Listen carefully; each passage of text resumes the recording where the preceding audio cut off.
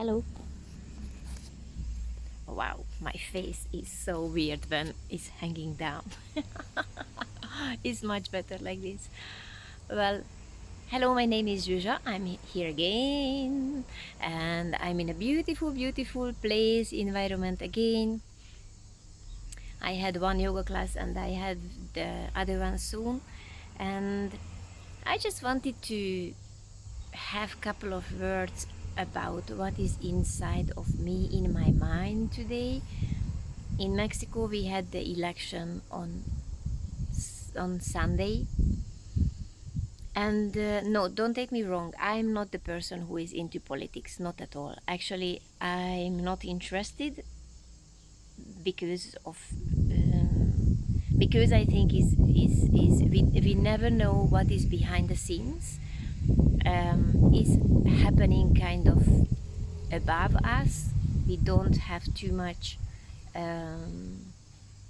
impact what will happen, but because of course I'm talking to people and I'm living in this country, I was reading a little bit more about the person who won, Claudia. I don't know what is her name. Really is really not a Mexican name. And it was really interesting in the last couple of weeks when I was walking around in Mexico City, in the place where I live, and I seen all of the advertisements of the certain people, and basically that was one woman whose name was Xochitl, which means flower in Nahuatl, which means she had a proper Mexican name, but all of the people had a name like German, like Yugoslavian or some European name. And I thought, what's going on? There are no Mexican people in Mexico, and they are the politicians. They are leading the country, and I understand that yes, they've been born here. And honestly, is a really bad thinking from my side, because if I was born here, what can I do that my parents coming from another country and I have a weird name? I mean, not a Mexican name. So I know is judgmental from my side, but still, honestly, that was my thinking. That was my thought, that they're the Mexican people. Anyway, and I was talking with people again. Is an information from word of mouth and not information because I was reading about it. That Sochia was the only person who came from a very poor family, and she was selling I don't know what on the street when she was a child, and she is the one who managed to go to university to study, and now look where she is. She was one of the um, candidate for to being a prime minister. So wow, I have to say, is really impressive. But the main thing, what I was thinking about it, she didn't won. She got 26% or whatever, and there is one more person up behind her, and the woman who won, she won with 58%, which means is a huge difference between the two. And honestly, I was thinking, doesn't matter who win, the difference between the two person will be very small, because it seems that lots of people happy with the system how it was, and lots of people wanted to change it, and this difference is huge. And I was thinking, how is it possible? And of course, she is the same party who was ruling Mexico before, and lots of people I know been very um, worried that she will win, Claudia will win, the person who won at the end of the day, because the program is create the system which is basically communism. I'm coming from a country, I grew up in a communism, so I know that is, it sucks, I have to say. I see how it ruined lots of people's life who believed in the system, and people who've been a little bit like questioning the system, and they've been kind of awake. They went with changing the system in Hungary. I'm talking about Hungary now, and they kind of survived. Or it depends what is your interest, and lots of different kind of things. But it definitely is not the system which helps most of the people thrive. And I know the people I was talking and who are worried, they are not happy at all. And I was thinking first, is beautiful that a woman won, first thing first. Lots of people says that she is just a puppet in the hand of the government. Probably is maybe is but again, we are talking about things we have no idea. But I was thinking that I read on the internet that this was the bloodiest election so far in the Mexican history, because 30 something people died in the period of election. They've been killed, not died because they choked on something, but they've been killed. And someone told me, yes, Zsuzsa, on paper, but we don't know how people really died. And we know that this government has a really strong connection with the mafia. And I was thinking one day that, yes, maybe this woman is the puppet in the hand of the ex-government. But what's then?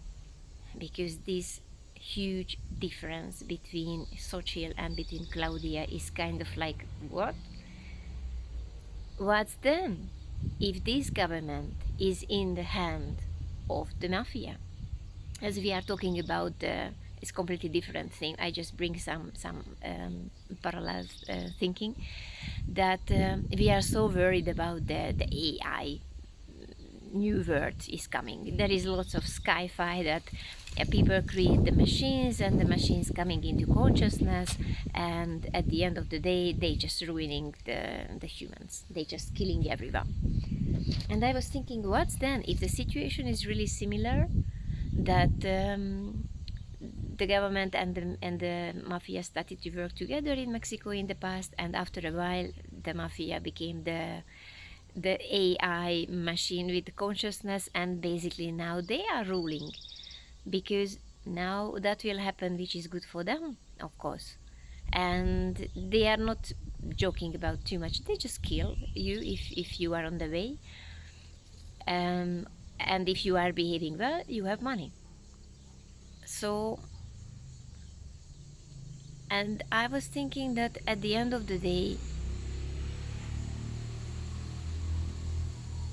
if that can happen, that really these people are ruling and nothing really important for them, you are definitely not important. You are, as a Mexican everyday person, you are definitely not important.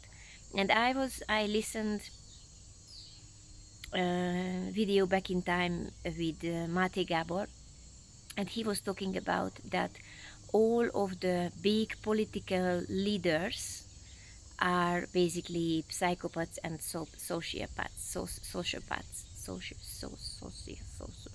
so you know what I mean. Because if you look at their childhood, they have awful lot of childhood trauma, and we know that childhood trauma affects your adult life. And it was really interesting to listen his thoughts, that basically the political rulers who are bringing the biggest decisions in the world, they are making decisions about everything. They are the sickest people ever, because normal, and again we can ask what is normal, the average person, let's use this word, they wouldn't be able to cope with that kind of responsibility. So you have to be somehow broken to be able to live with this responsibility. And just go through most of the big leaders' childhood. Just check. I know about 3 or 4 people, not everyone, so maybe some of them has an amazing, beautiful childhood, with no trauma. Though I have to say, no human being lives without trauma. I just recently was listening trauma expert, Matthias. I will try to find his name and his website. He is just amazing. And we know about trauma.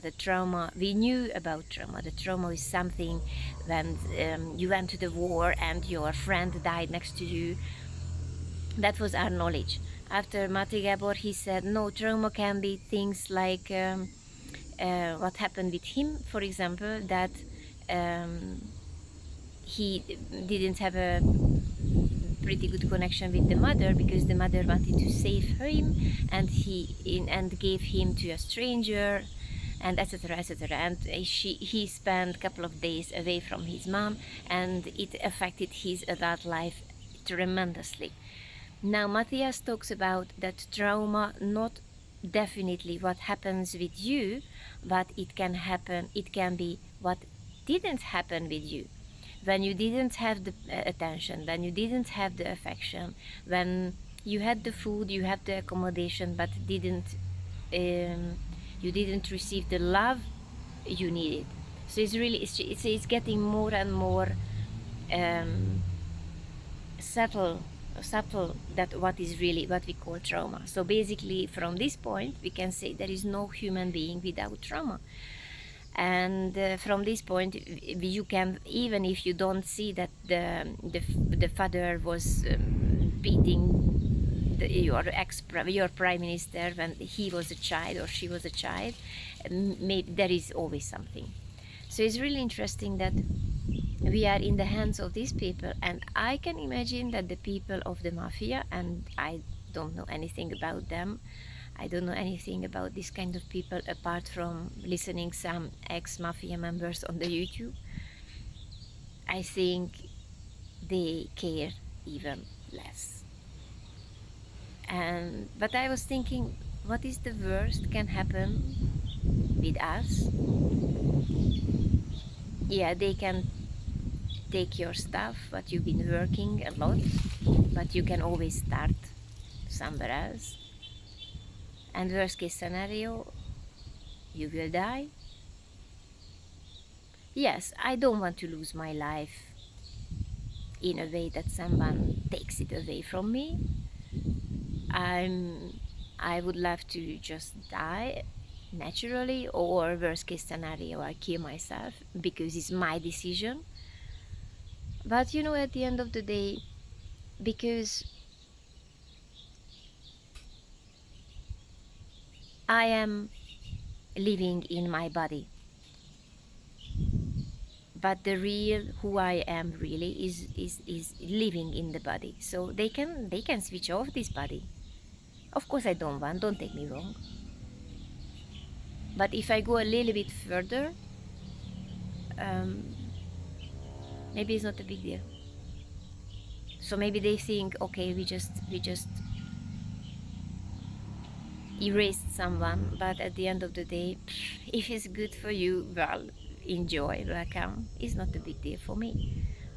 So yeah, it's a big deal, don't take me wrong. I don't want to die, I don't want to get killed, nothing like this, but it's interesting if we shift our perspective, that at the end of the day, it's like a big board game. Yes, maybe I will be kicked off from the board game table. But, well, if you look back to the history, how many millions and millions and millions of people died and we don't even know they existed. So, I don't know. Maybe it's better not to... Why I'm talking about all of these things, because I see that my friends are a little bit sad and they are worried a little bit because what happened. But at the end of the day, we don't even know we will live tomorrow. So this is how it is now. We will see what is coming out from this. Maybe we will be surprised and something super good is coming. I don't know. But yeah, the main thing, what I try to do, I really try to be in the present moment, and whatever happens, we just bending our path, following up as the water, just following up the river. We're just following up what is around us, and yeah, just filling up the little spaces. So I don't know, we'll see. But definitely lots of people are happy and lots of people are unhappy. I have I wish you a happy day, and I wish you to be able to be in the present moment and having less fear and anxiety. And breathe. Lots of love. Matthias.